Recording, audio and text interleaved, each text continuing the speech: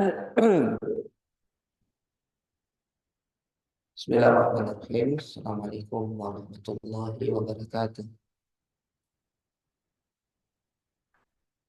Alhamdulillah, alhamdulillahilladzi anzala as-sakinata fi qulubil mu'minin liyazdadu imana ma'a imanihim.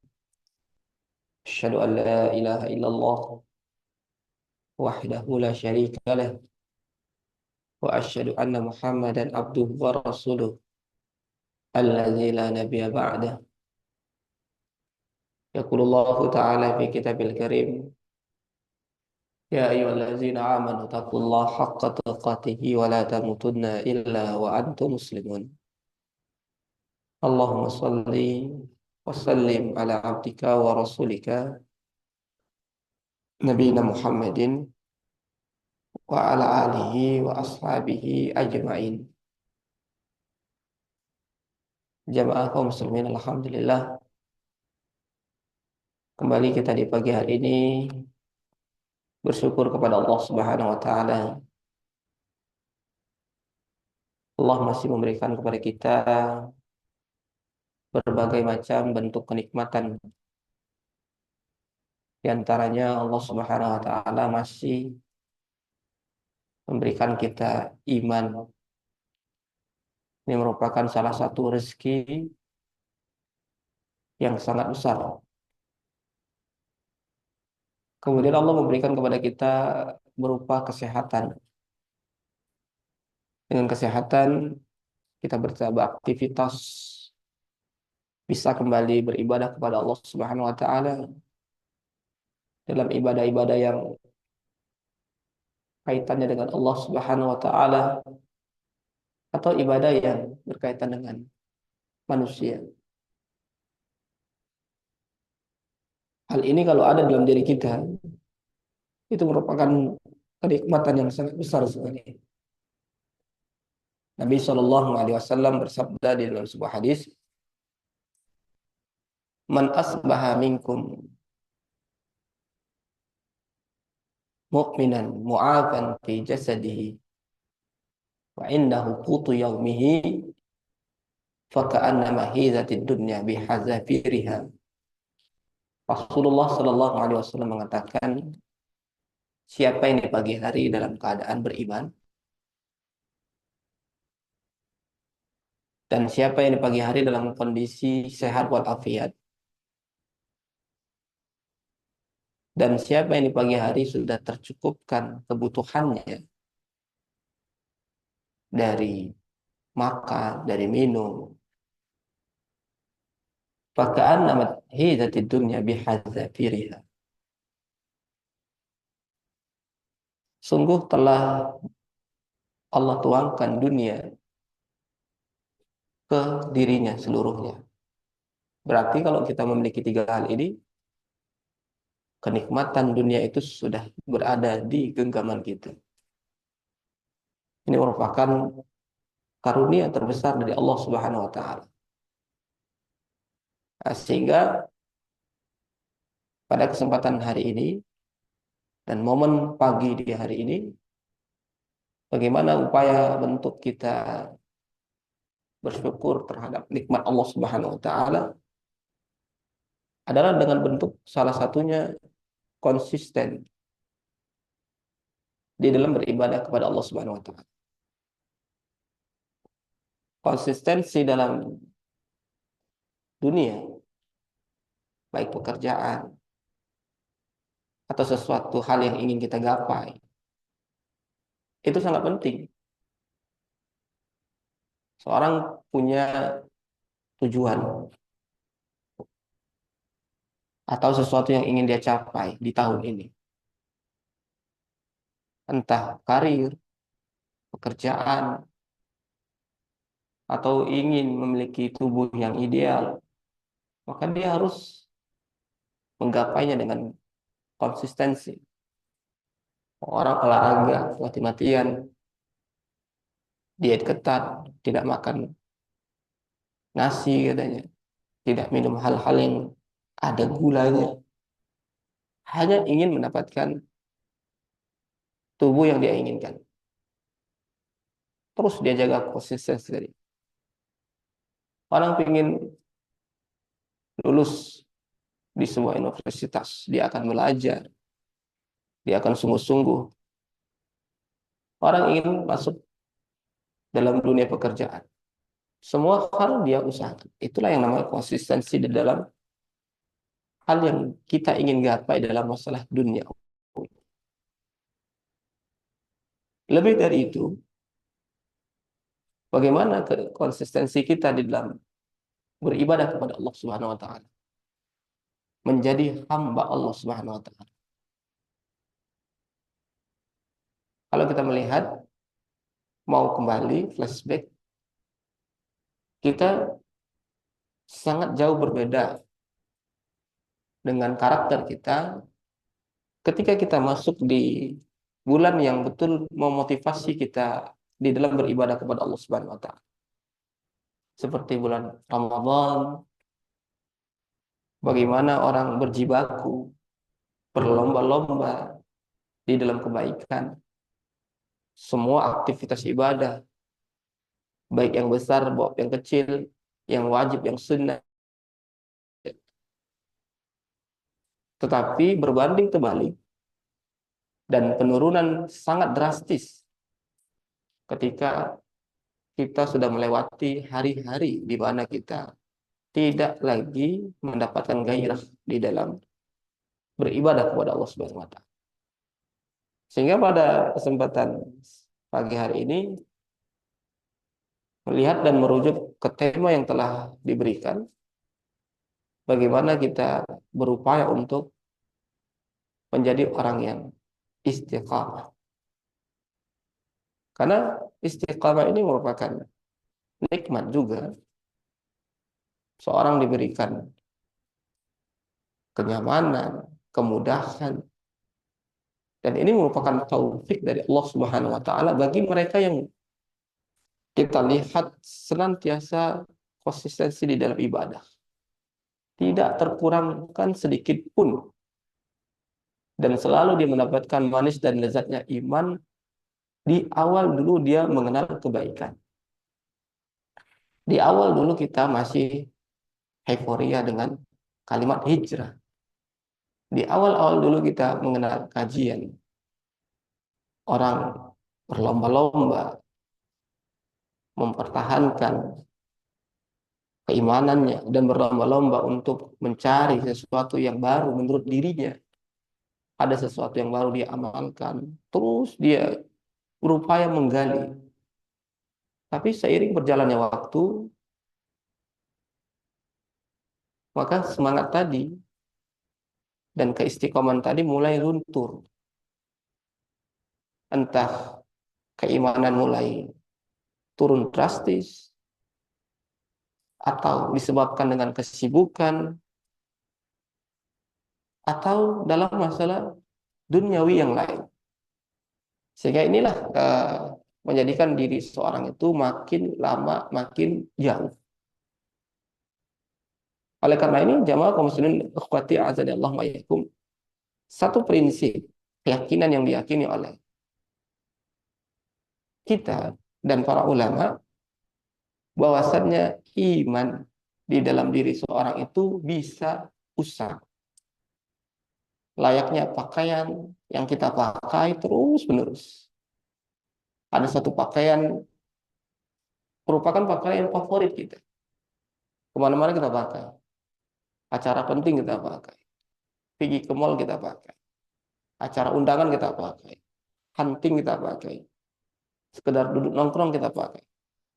Pakai, cuci, kering, pakai lagi, cuci lagi, kotor, kering, cuci. Lihat pakaian tadi coba yang selalu kita pakai. Seringnya kita pakai tadi, dia akan mulai nampak pudar, nampak lusuhnya. Maka seperti itulah iman di dalam diri kita seiring berjalannya waktu, bergantinya zaman, merosotnya keimanan, keadaan manusia terus akan drastis itu menyebabkan iman kita itu layaknya seperti saut, seperti pakaian yang kita pakai, lusuh, usang. Makanya kata Rasulullah SAW, fasjidu imanakum. Maka perbaruilah iman kita agar kita bisa meng-up kembali iman tadi sehingga keistiqoman tadi seiring berjalannya waktu tetap stabil jangan. Jamaah kaum muslimin ikhwati azani Allah wa yakum, hal yang seperti ini sesuatu yang lumrah dan dirasakan oleh mayoritas para sahabat Nabi Shallallahu Alaihi Wasallam yang hidup di zaman Nabi. Iman mereka pun ketika bersama Nabi itu naik drastis ya.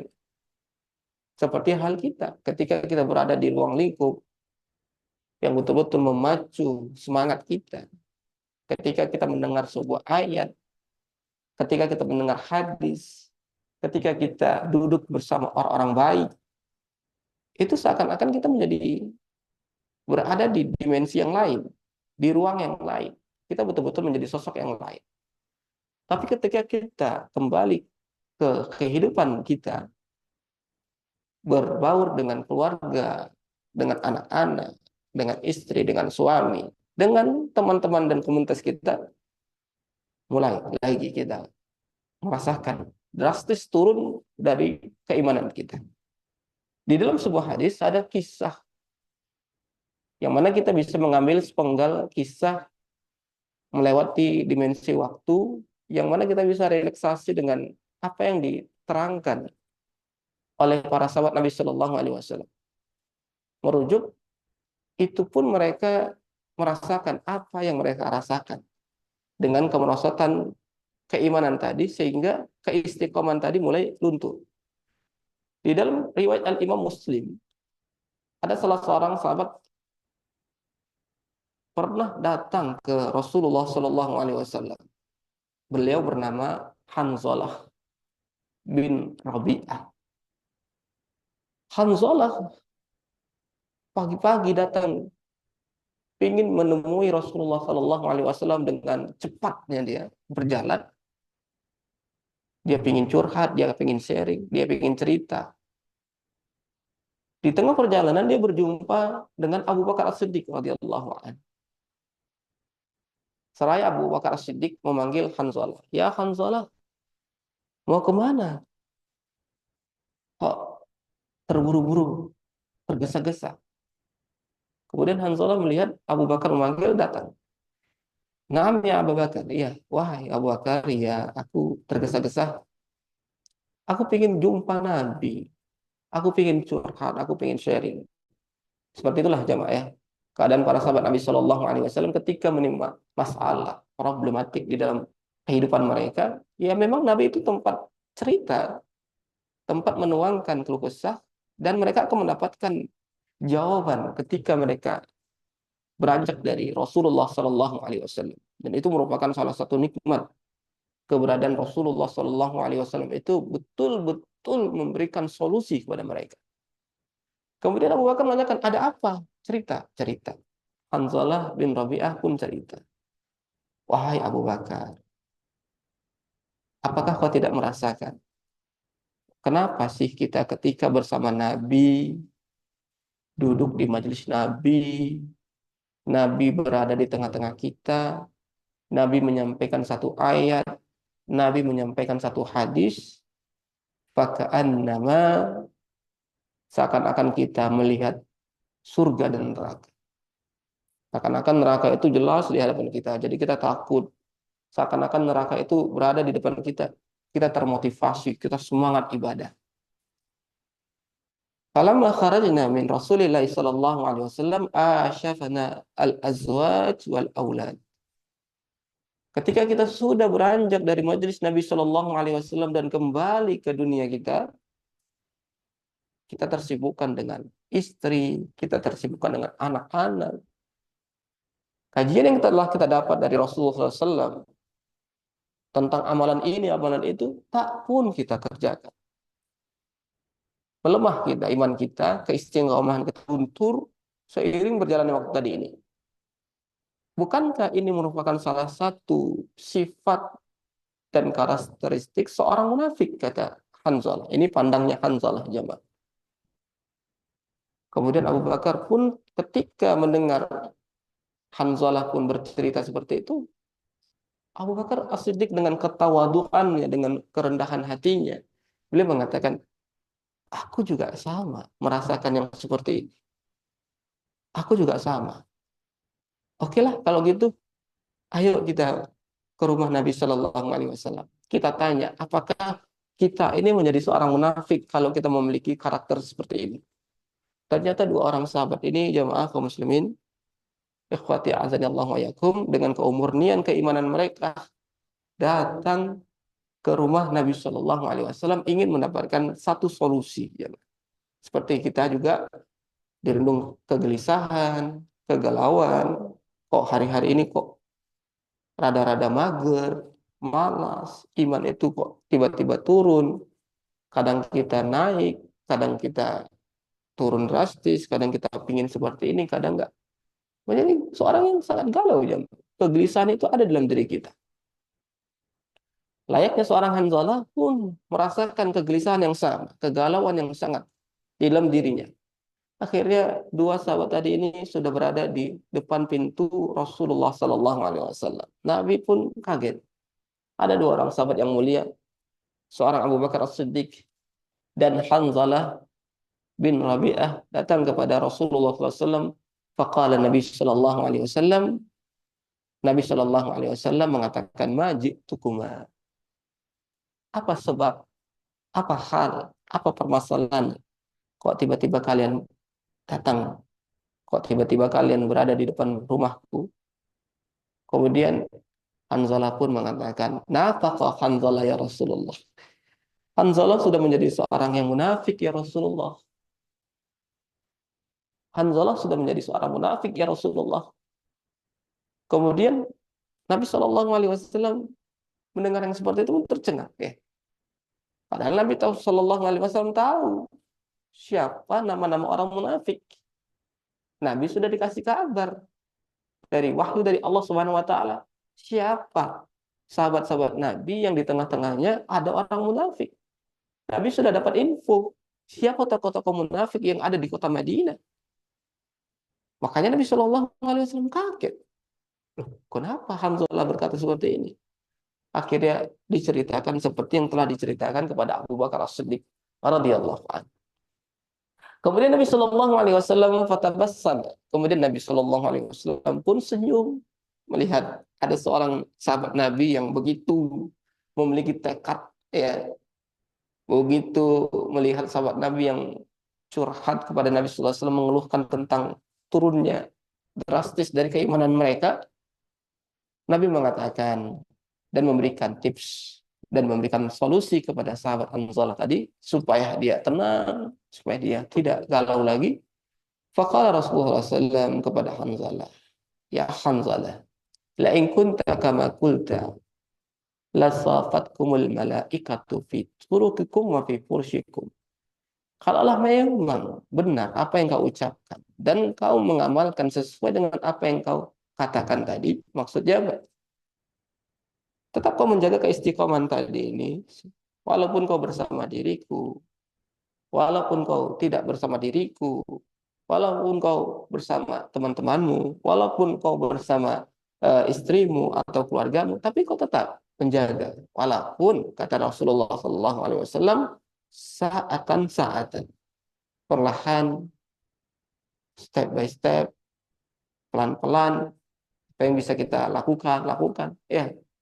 Karena ini yang harus kata Nabi Sallallahu Alaihi Wasallam. Pasti para malaikat akan menyalami kalian di jalan-jalan kalian, atau para malaikat akan menyalami kalian di atas kasur kalian. Walakin ya Hanzalah saatan saatan. Tapi coba perlahan, perlahan kata Nabi Sallallahu Alaihi Wasallam. Ya, ikhwati fillah azani Allah wa yakum, ini merupakan salah satu tips dari Rasulullah Sallallahu Alaihi Wasallam. Kita mencoba untuk mengamalkan sesuatu tadi ini perlahan sesuai dengan apa yang kita bisa, ya. Sehingga keistiqomahan tadi ini akan selalu ada dalam diri kita. Rasulullah Shallallahu Alaihi Wasallam juga mengabarkan kepada kita tentang amalan yang paling disukai dan dicintai Allah Subhanahu wa taala? Apa sih amalan yang paling disukai Allah? Apakah amalan yang banyak, kita mengerjakan amalan yang banyak, baik secara kualitasnya atau kuantitasnya, atau kita menjaga amalan tadi ini istiqamahnya, konsistensinya, walaupun dia dikit. Ternyata Nabi Shallallahu Alaihi Wasallam mengatakan, ahabul a'mal ilallah adwamuha wa in qalla. Amalan yang paling dicintai Allah adalah konsistensi, istiqamah, walaupun sedikit, jemaah. Walaupun sedikit. Itu yang penting. Apa yang bisa kita kerjakan? Kita perhatikan.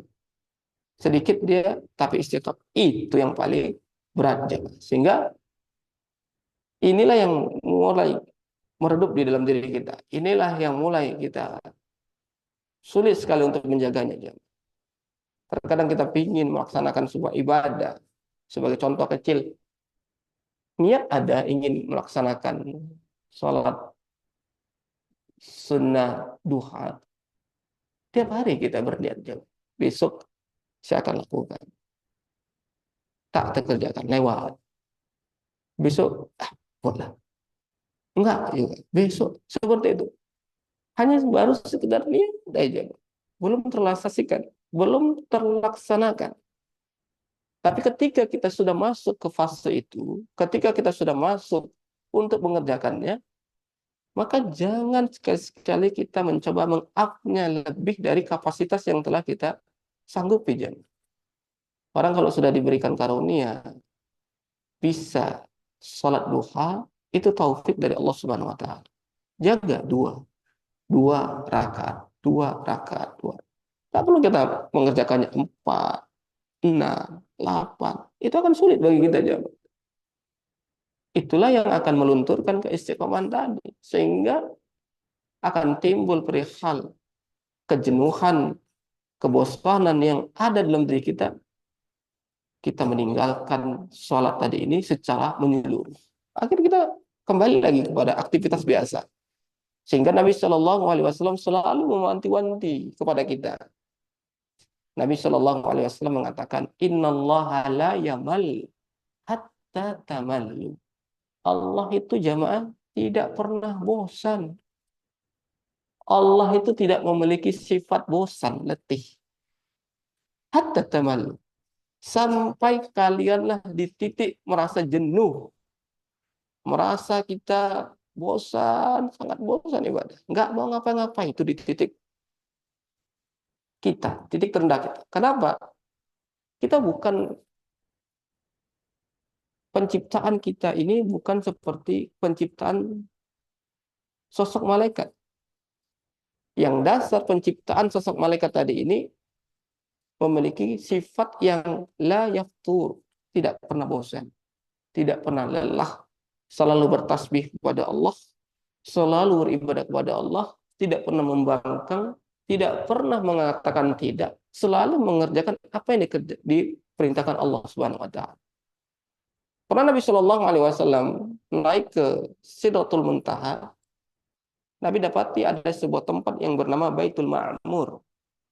Di situ beliau melihat banyaknya para malaikat yang masuk ke dalam Baitul Ma'mur tadi, jemaah. Dan Nabi tidak pernah melihat suatu pemandangan yang sangat dahsyat, bagaimana para malaikat tadi beribadah kepada Allah Subhanahu wa taala. Pagi, siang, sore, malam. Berbagai malaikat yang masuk beribadah di dalamnya dan nggak pernah keluar. Selalu beribadah kepada Allah. Itu malaikat, jemaah. Sehingga kita sebagai manusia yang dasar penciptaannya bukan penciptaan para malaikat, namun bisa mengalahkan para malaikat dengan apa? Dengan kita memiliki berbagai macam rintangan yang Allah berikan kepada kita, tapi kita bisa masih istiqamah. Masih kita bisa berjalan, masih kita bisa beribadah kepada Allah Subhanahu wa taala. Jadi kita pikirkan lagi apa yang disabdakan oleh Rasulullah SAW, Innallaha la yamal. Allah itu nggak pernah bosan. Allah itu nggak pernah lelah. Allah itu nggak pernah memiliki sifat jenuh. hatta tamallu, sampai kalian masuk ke titik jenuh bosan. Fa'alaikum ma tatiqun, maka wajib, kata Nabi, kalian melakukan segala hal dari perbuatan kalian apa yang kalian sanggupi. Jangan kita mencoba untuk keluar dari batasan yang telah Allah berikan. Sehingga kita mengatakan saya ini memiliki kapasitas unlimited. Nggak pernah lelah, nggak pernah bosan. Nggak. Manusia itu punya batas kemampuan. Manusia itu punya batas di mana dia akan jatuh. Manusia itu punya batas di mana titik terendah dia akan hilang dari konsep keimanan tadi jamaah. Allah Subhanahu wa taala berfirman dalam Al-Qur'an, la yukallifullahu nafsan illa us'aha. Tidak ada satupun jiwa yang Allah bebankan kecuali dari batas kemampuannya. Orang ingin mencoba-coba melebihi levelnya para nabi. Orang mencoba-coba untuk melebihi levelnya para malaikat. Orang mencoba melebihi levelnya para ulama, padahal dia belum masuk. Belum masuk dalam kategori itu. Dia masih berusaha untuk ingin seperti itu. Ada 3 seorang sahabat Nabi Shallallahu Alaihi Wasallam yang ingin mencoba melebihi kapasitas Nabi Shallallahu Alaihi Wasallam dalam konsep ibadah. Yang alih-alihnya Nabi Shallallahu Alaihi Wasallam memberikan sebuah peringatan kepada mereka, perjalanan hidup bagi mereka. Ketika hal yang seperti ini tidak sesuai dengan koridornya, ketika suatu perbuatan melebihi batas kemampuanmu, itu tidak akan pernah baik. Walaupun anggapan manusia itu keren, walaupun anggapan manusia itu hebat, tapi semata-mata hal yang seperti itu belum sampai ke ranah kita mendapatkan ridho Allah Subhanahu wa taala. Di dalam hadis riwayat Imam Bukhari dan Imam Muslim, ada 3 seorang sahabat Nabi Shallallahu Alaihi Wasallam pernah bercerita satu di antara mereka tentang hal yang ingin mereka lakukan agar mereka bisa melebihi apa yang telah dilakukan oleh Rasulullah SAW. Ketika itu mereka bertanya kepada istri-istri Nabi Shallallahu Alaihi Wasallam, Nabi itu ngapain di rumah? Apa yang dilakukan oleh Rasulullah SAW di rumah? Nabi itu kalau di rumah itu apa kegiatannya? Apa amal ibadahnya? Moga-moga kalau kita bisa dapat apa yang dikerjakan Nabi, kok kita bisa menandingi Rasulullah Sallallahu Alaihi Wasallam. Nah, istri-istri Rasulullah SAW mengatakan Nabi itu sering berpuasa, Nabi itu sering sholat malam, Nabi itu seperti ini dan seperti itu. Ya, disebutkan semua perihal ibadah Rasulullah SAW. Akhirnya setelah mereka keluar dari bertanya dari istri-istri Rasulullah SAW, mereka pun berazam ingin sesuatu hal ibadah yang bisa setara dengan Rasulullah SAW.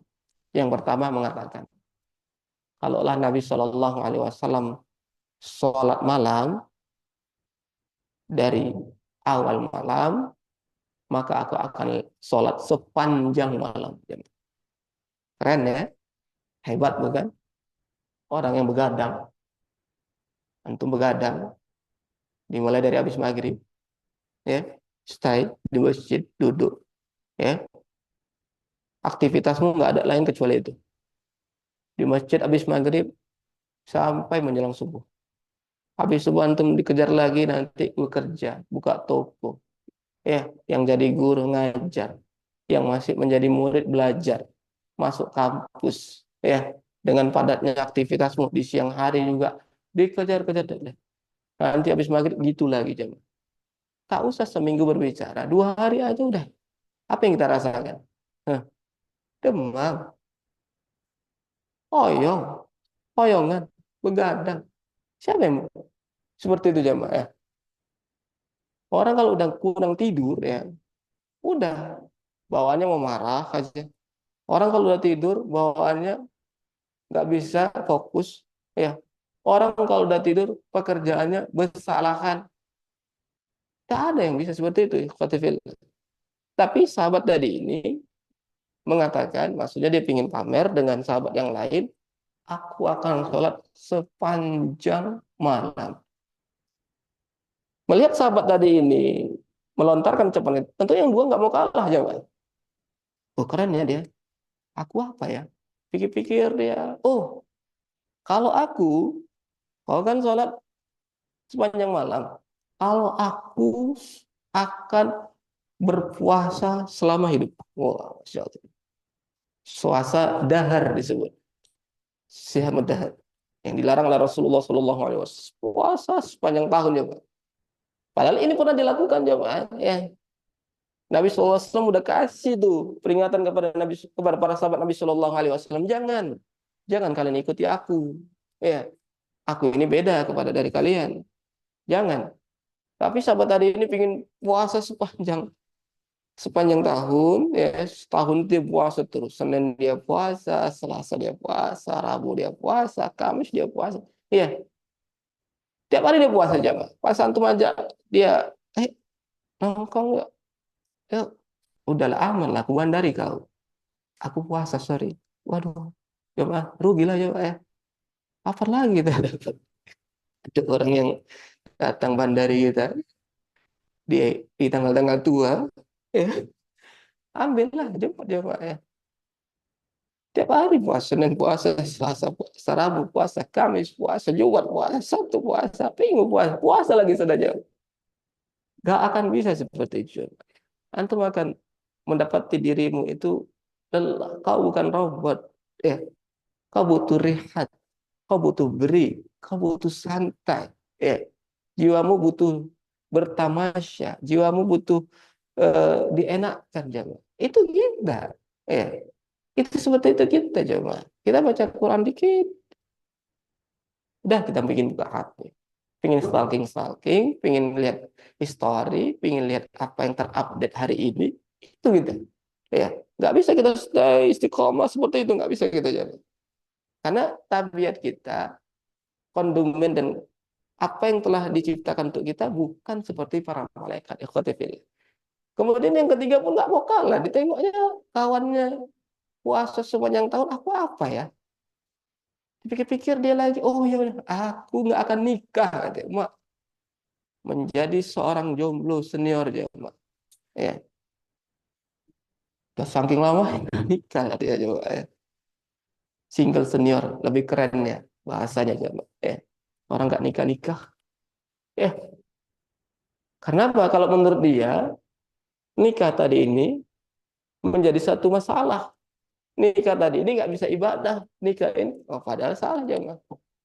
Kalau kita paham dalam konsep pernikahan ya memang ibadah terpanjangnya nikah lah jemaah. Di situ terjadi ya kenaikan derajat iman yang paling tinggi, derajat iman yang akan turun pun drastis ketika kita menikah aja. Asiknya menikah, ya gimana kita akan lewati setiap momennya tadi ini dengan warna-warni kehidupan rumah tangga. Nah, itulah namanya pernikahan jamaah. Godaannya pun besar, tapi namanya para sahabat Nabi Shallallahu Alaihi Wasallam mengatakan satu hal yang menurut mereka itu baik jemaah.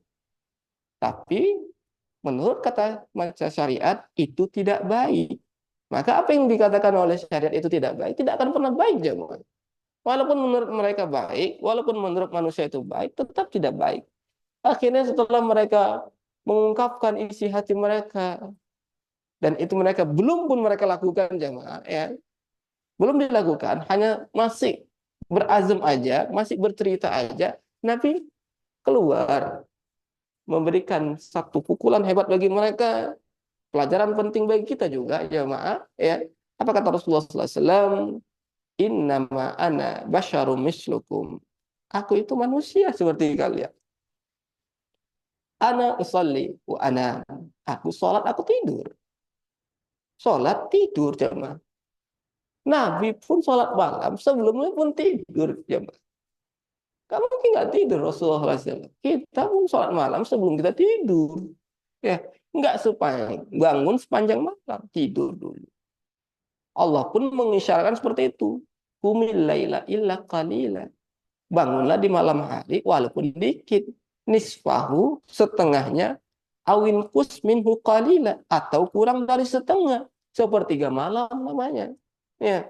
Kalau nggak mampu di sepertengah malam, di sepertiga malam. Itu kurang dari itu. Kita mau lebih dari itu ya nggak bisa ya. Ya, belum lagi kita bekerja, belum kita cari nafkah, belum lagi kita ini dan itu. Banyak aktivitas kita jemaah. Super super duper rempongnya luar biasa jemaah. Walaupun kita detik ini juga masih dalam kategori pengacaranya kita kan. Pengangguran juga banyak acara kita jemaah.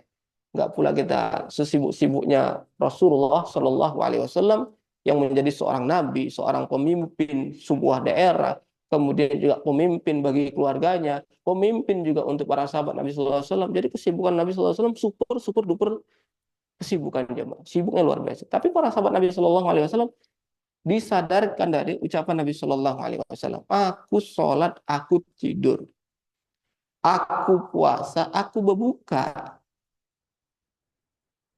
Wa ana atazawwazun nisa. Aku memiliki berapa orang istri.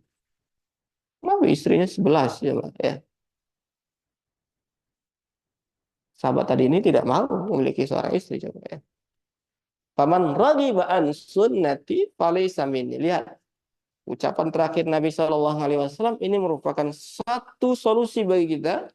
Siapa yang benci terhadap sunnahku bukan termasuk salah satu golongan. Berarti apa?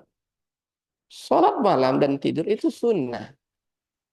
Puasa berbuka itu sunnah. Seorang menikah itu sunnah, ya man. Jadi ketika kita bisa melakukan tadi ini, menjalankan ini, itu dalam koridor sunnah. Nah itulah ikhwati fillah, a'azanillah wa yakum, betapa sulitnya pada diri kita untuk memahami sebuah kata dari kata istiqamah tadinya. Istiqamah tadi kan berbentuk kita melaksanakan sesuatu yang besar, yang wah, tapi konsistensinya itu apa dalam ibadah tadi? Ketika kita melakukannya sedikit aja, tapi kalau kita lakukan tiap hari, tiap hari, tiap hari, tiap itu aja fokus ke satu hal, satu titik, itu sudah alhamdulillah. Maka nggak disarankan oleh para ulama orang yang sudah puasa Senin Kamis, kemudian dia puasa Daud, jangan. Kemudian nanti puasa lagi 3 hari setiap bulannya. Enggak, itu nggak ada, jangan. Itu tidak ada yang pernah dikerjakan oleh para ulama, tidak pernah dicontohkan oleh para sahabat Nabi, juga tidak pernah dicontohkan oleh Rasulullah SAW. Tapi yang sahih gimana? Yang benar gimana? Ambil aja satu, udah. Apa yang kau ingin ambil? Senin Kamis, udah fokus Senin Kamis. Apa yang kau ingin ambil? Daud, ya udah Daud aja. Apa yang kau ingin ambil? 3 hari setiap bulan itu aja. Nggak perlu lagi yang sudah ini, yang sudah ini. Itu tak ada. Sehingga ikhwatifillah, Allah wa yakum, betapa mahalnya dan betapa beratnya sebuah keistiqoman tadi ini sampai salah seorang sahabat Nabi Shallallahu Alaihi Wasallam bertanya kepada Nabi Shallallahu Alaihi Wasallam di dalam hadis riwayat Imam Muslim dari sahabat Sufyan bin Abdullah As-Sakhafi.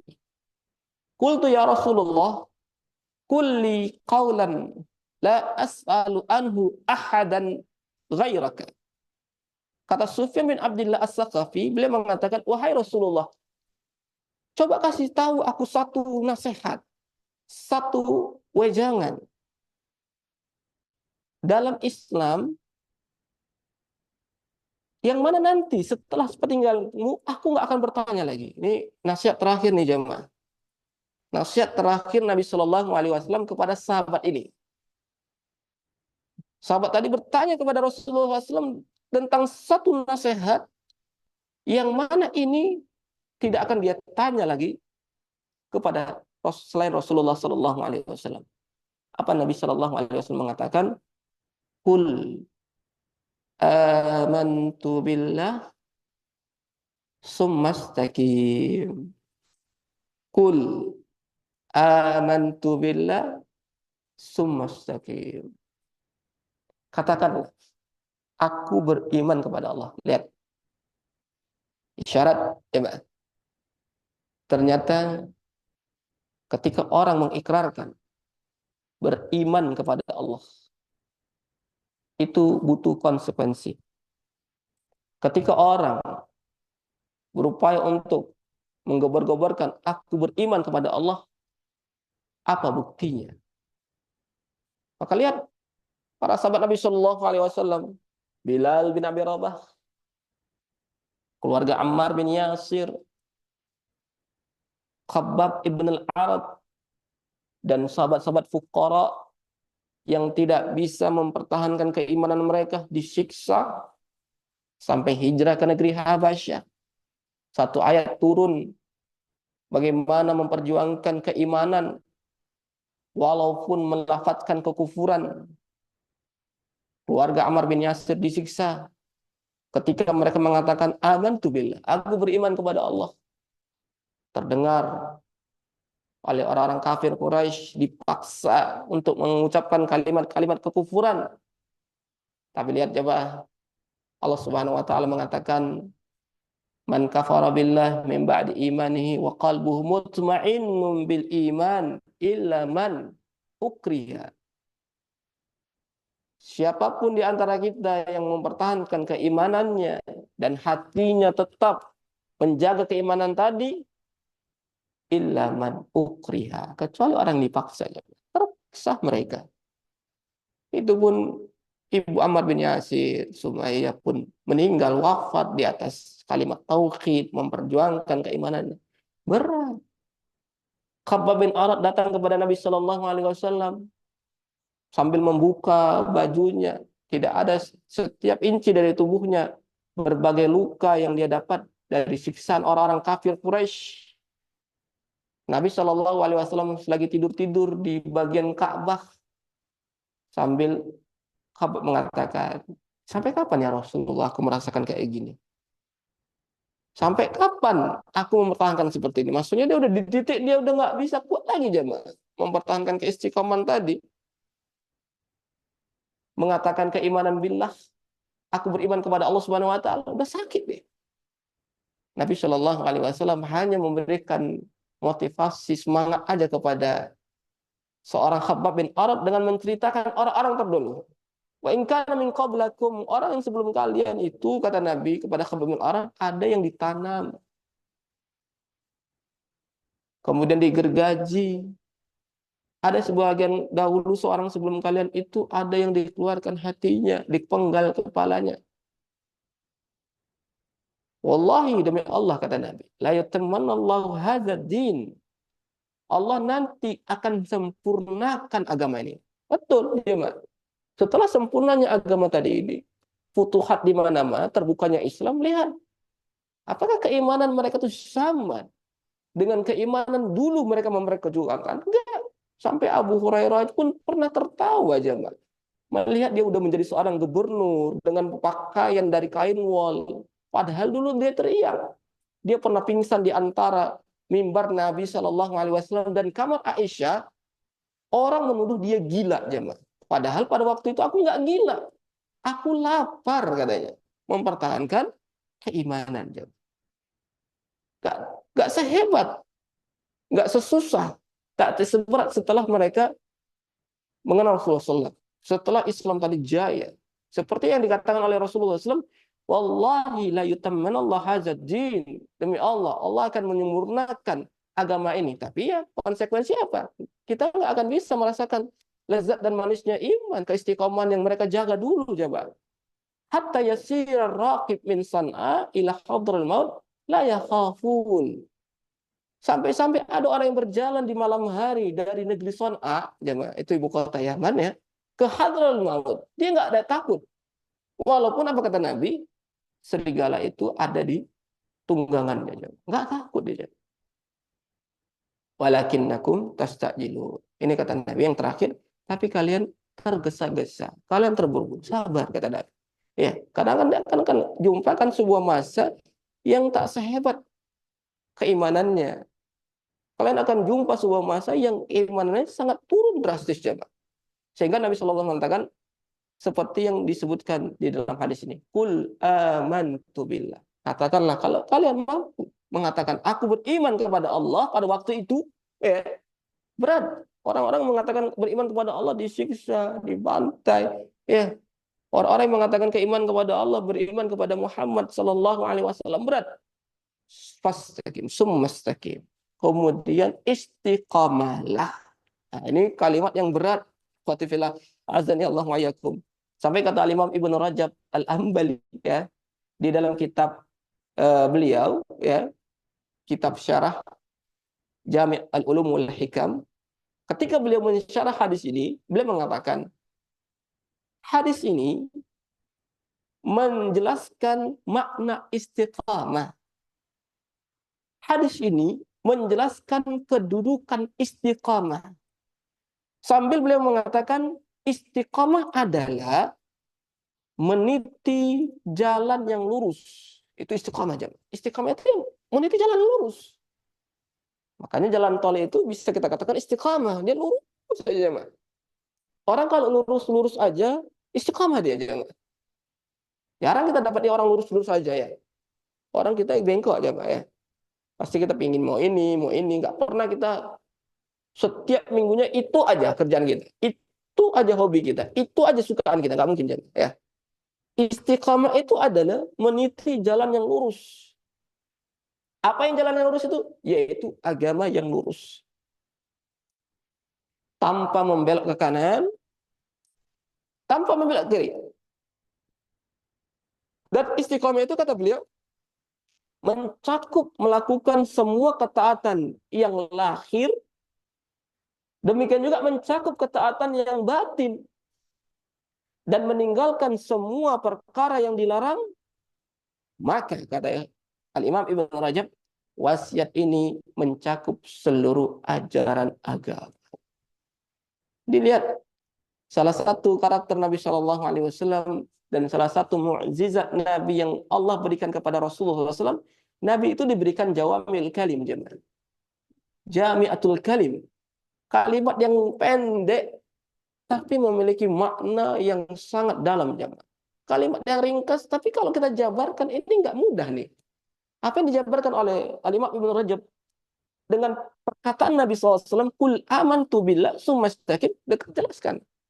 Dari perkataan Al-Imam Ibnu Rajab ternyata kandungannya sangat dalam sekali. Ternyata istiqamah itu bukan hanya sekadar orang yang lurus aja meniti jalan agama ini, tapi dengan mencakup melakukan semua ketaatan, mencakup juga melakukan secara lahir dan batinnya, meninggalkan perkara yang dilarang. Ya sama, itulah wasiat yang mencakup seluruh ajaran agama Islam.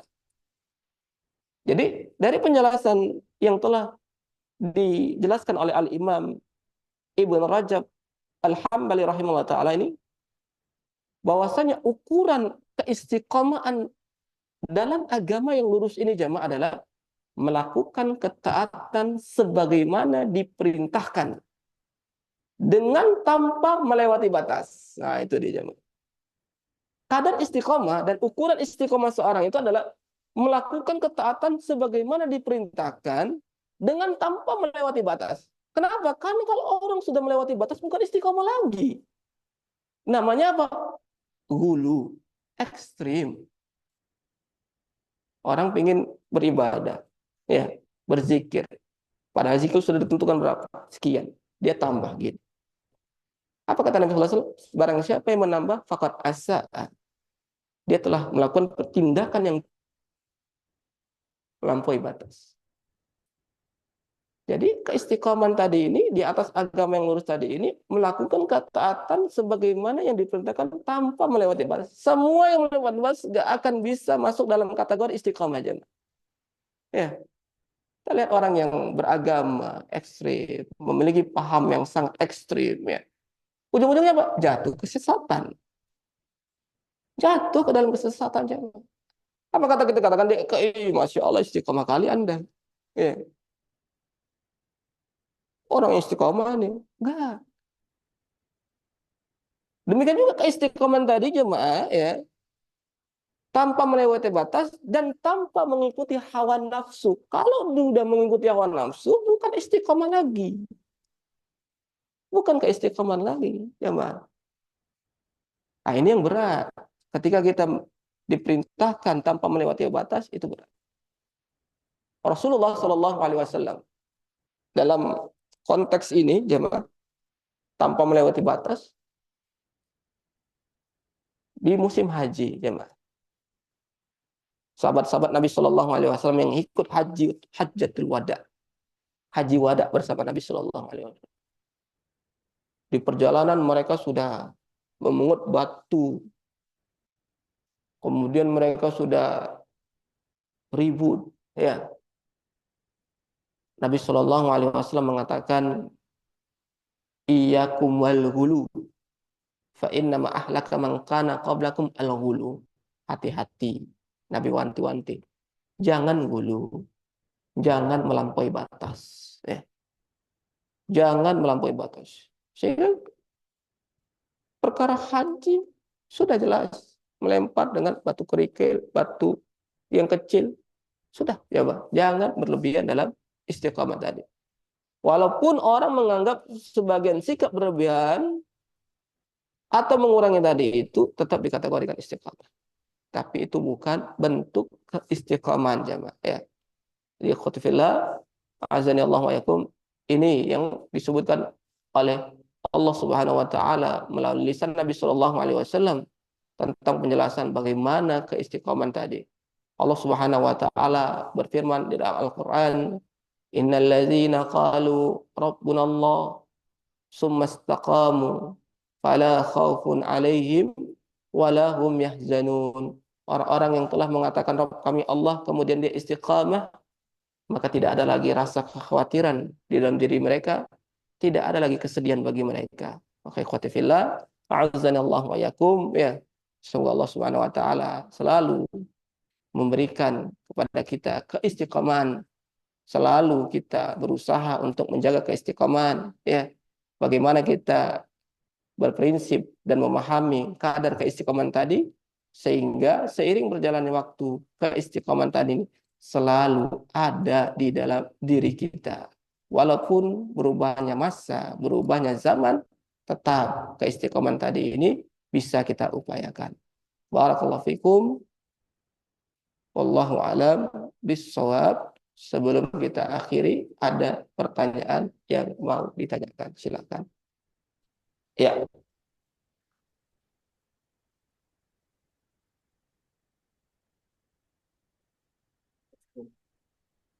Kita dari kajian scroll sosmed kita itu baik. Salah satu hal dan tipu daya syaitan jamaah, sekarang kita sudah memang disibuki di era masa digital, apa-apa mudah, ingin mendapatkan sesuatu mudah. Nah, dengan kemudahan masa tadi jamaah, sehingga kualitas kita pun menurun.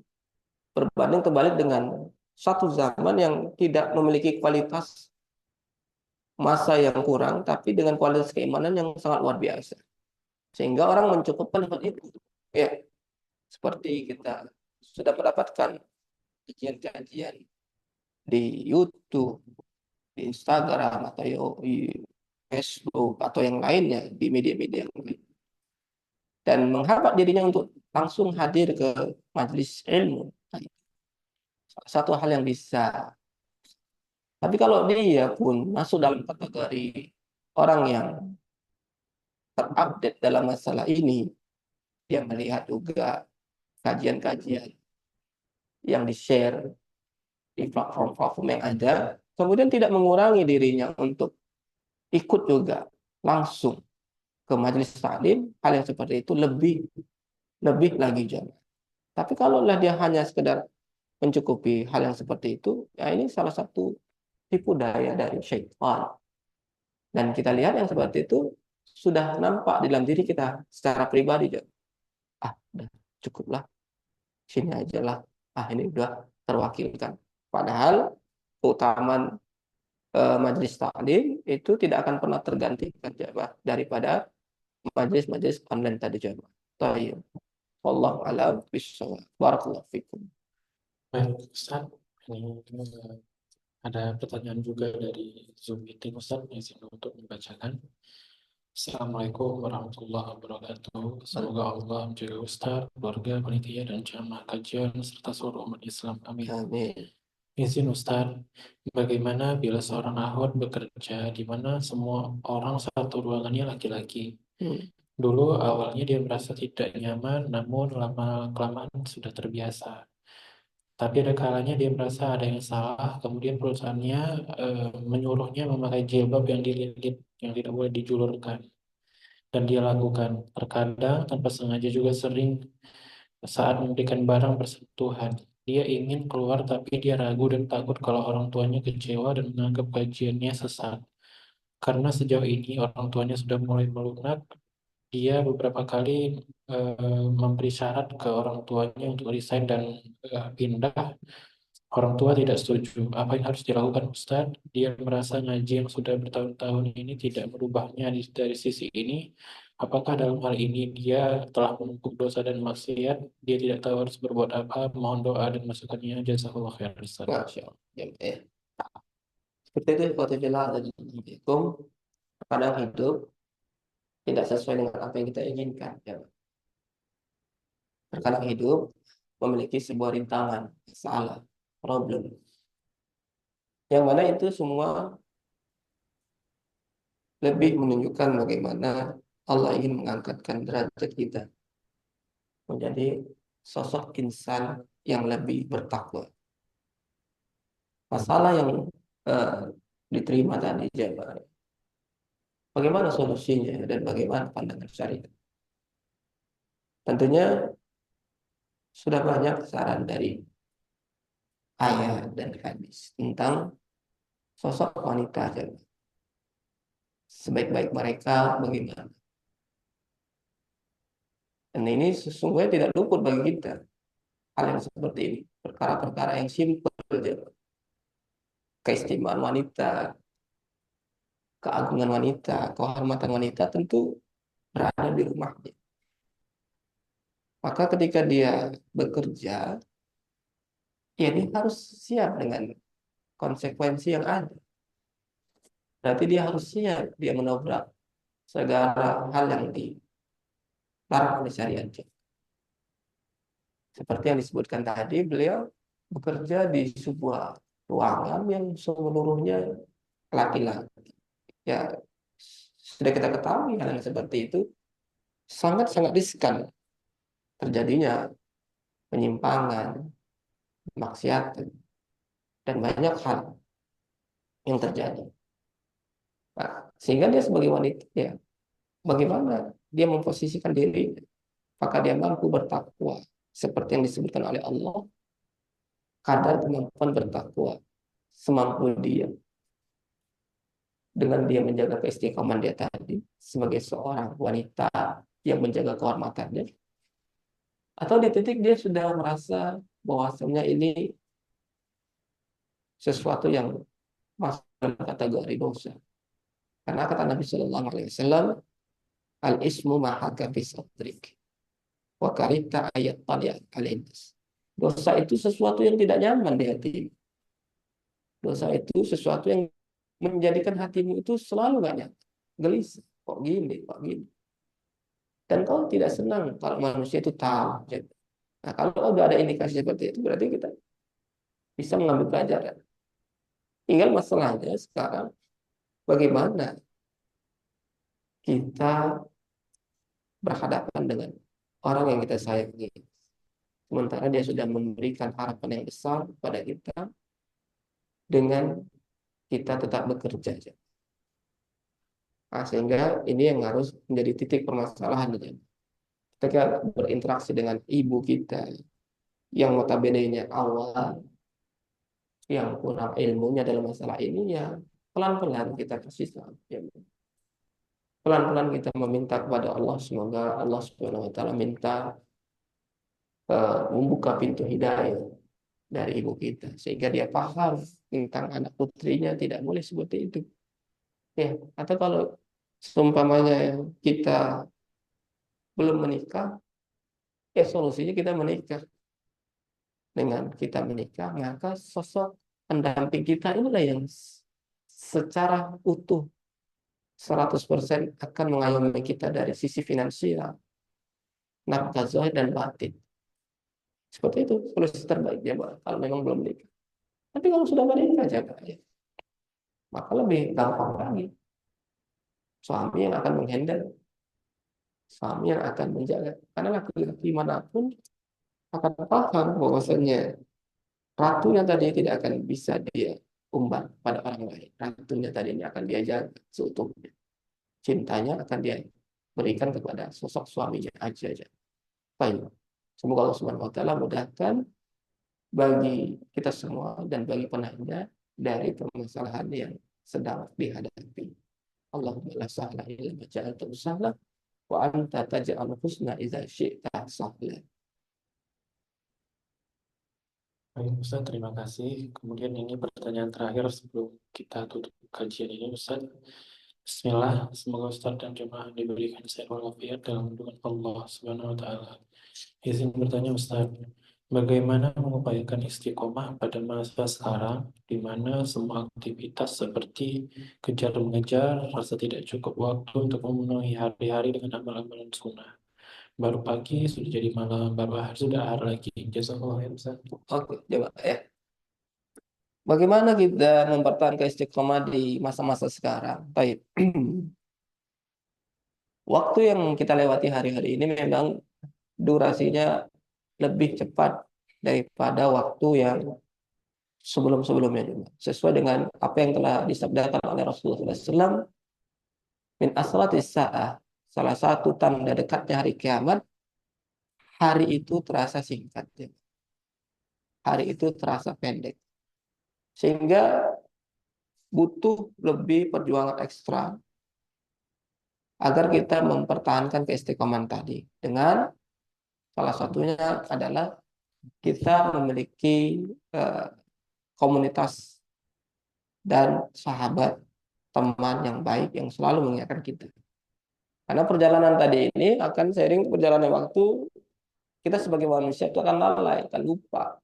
Tapi kalau kita punya pengingat yang mengingatkan kita kalau kita berjibaku dengan waktu tadi dan keseharian tadi, punya teman dekat, sahabat, sahabat terbaik adalah istri, sahabat terbaik adalah suami, yang punya frekuensi, visi misinya, tujuannya sama, itu alhamdulillah jaga.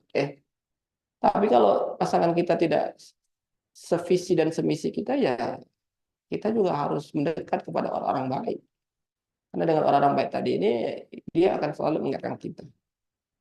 Kemudian yang kedua, coba ya untuk menjaga keistiqomahan tadi ini adalah seperti yang disebutkan oleh Rasulullah SAW, mengambil sebuah amalan-amalan yang ringan yang bisa kita kerjakan dan berusaha untuk menjaganya. Itu aja coba ya. Seperti kita ambil satu amalan ringan ya yang mudah kita lakukan, kemudian kita coba untuk mempertahankan ya. Ya, ada satu amalan ringan yang kita lakukan. Jangan kita pikir amalan berat, kita bikin ke situ. Jangan. Seperti satu contoh, kita sangat ingin kali sholat malam. Tapi kita payah melakukannya. Lakukan seperti yang dikatakan oleh Rasulullah SAW untuk witir sebelum tidur. Itu aja yang kita lakukan. Sebelum tidur, kita witir 1 atau 3. Nah, itu aja yang kita lakukan. Terus kita lakukannya. Itu pun udah baik. Ya. Atau kita pingin sholat dua rakaat aja. Dah, dua rakaat. Nggak perlu kita nambah 4. Nggak. Yang penting dia terschedule, ya rondomnya ada. Jadi pengingat alarm tadi ini akan mengingatkan kita, oh ini. Sehingga itulah salah satu trik and triknya untuk mempertahankan keistiqomahan di masa digital sekarang yang waktu terasa sangatlah singkat. Baik. Yang ketiga, selalu kita meminta kepada Allah Subhanahu wa taala sebuah doa yang kita panjatkan kepada Allah Subhanahu wa taala, ya muqallibal qulub, tsabbit qalbi ala dini. Ya musarrifal qulub, sarif qalbi ala taatik. Baik, alhamdulillah rabbil alamin. Alhamdulillah, terima kasih.